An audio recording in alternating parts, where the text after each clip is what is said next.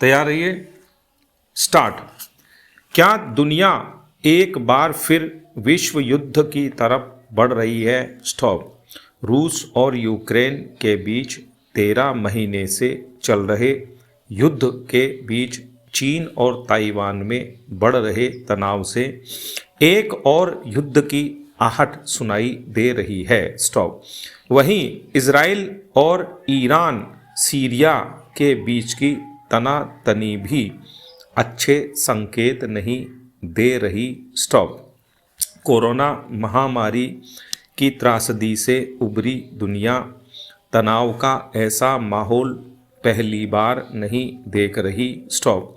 इतना ज़रूर है कि इस बार का तनाव दुनिया को खतरनाक मोड़ की तरफ ले जा रहा है। स्टॉप। फेरा।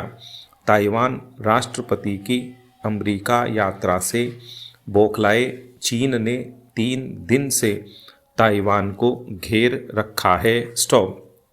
दोनों देशों के बीच युद्ध जैसे हालात बन गए हैं। स्टॉप। इस बीच अमेरिकी युद्धपोत के दक्षिण चीन सागर की दिशा में बढ़ने की खबर आग में घी डालने जैसी है। स्टॉप। ताइवान की अमेरिका से बढ़ती दोस्ती चीन को रास नहीं आ रही और वह रह रहकर ताइवान को धमकी दे रहा है। स्टॉप।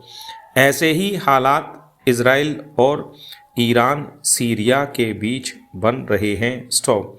फिलिस्तीन के मुद्दे पर ईरान और सीरिया की इजराइल के साथ चल रही लुका छिपी किसी भी दिन भयावह रूप ले सकती है। स्टॉप। एक सप्ताह पहले अल अक्सा मस्जिद में इजरायली पुलिस के घुसने के बाद शुरू हुआ विवाद जोर पकड़ रहा है। स्टॉप। दोनों तरफ से रॉकेट दागे जा रहे हैं। स्टॉप। चीन ताइवान और इजराइल फिलिस्तीन के बीच युद्ध भड़का तो वह इन देशों तक ही सीमित रहने वाला नहीं है। स्टॉप।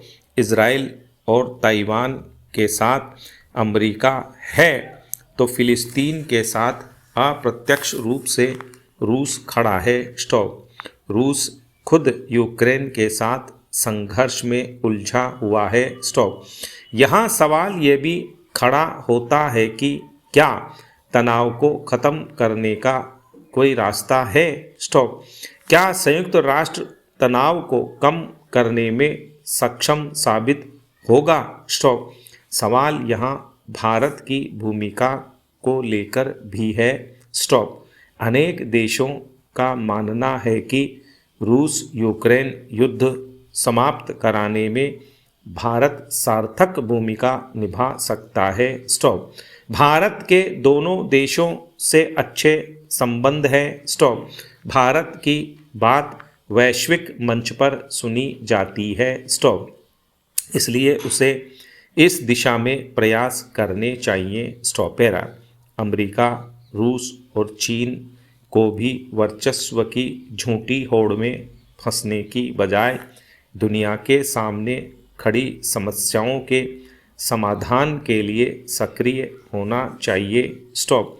बेहतर तो यह है कि समृद्ध देश वैश्विक नेता बनने की बजाय मिलजुल कर काम करें तो दुनिया का कल्याण हो सकता है। स्टॉप।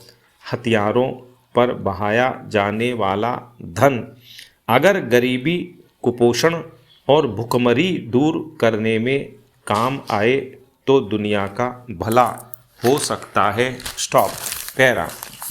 वैकल्पिक चिकित्सा पद्धतियों को बढ़ावा देने में सरकार कितनी तत्परता से काम कर रही है, इसकी बानगी राजधानी के सवाई मानसिक अस्पताल में एलोपैथी के साथ मुहैया कराई जा रही आयुष चिकित्सा सेवा के हालात देखकर लगाई जा सकती है।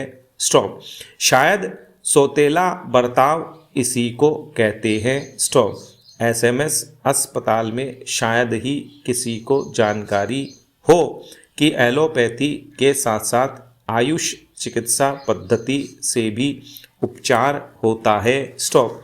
हो भी कैसे, जब यह तलाशने में ही पूरा दिन लग जाए कि आयुर्वेद जैसी हमारी प्राचीन चिकित्सा पद्धति के चिकित्सक इस परिसर में आखिर बैठते कहाँ हैं। स्टॉप।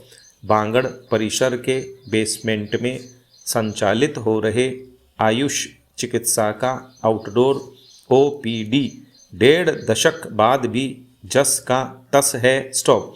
सरकार भी रस्म अदायगी से आगे नहीं बढ़ी, इसलिए यहाँ आईपीडी समेत दूसरी सुविधाएं विकसित ही नहीं हो पाई। स्टॉप। कहने को तो इस परिसर में यूनानी, होम्योपैथी और आयुर्वेद चिकित्सा पद्धतियों से जुड़े चिकित्सक सेवाएं दे रहे हैं, पर हालत यह है कि गंभीर रोगी को भी यहाँ भर्ती करने की बजाय अन्य आयुष चिकित्सालय में भेजना पड़ता है। स्टॉप। यह तो एसएमएस में आयुष चिकित्सा का हाल है। अन्य स्थानों पर ही एक ही छत के नीचे सभी चिकित्सा पद्धतियों से उपचार का सरकारी दावा खोखला ही साबित हो रहा है। स्टॉप।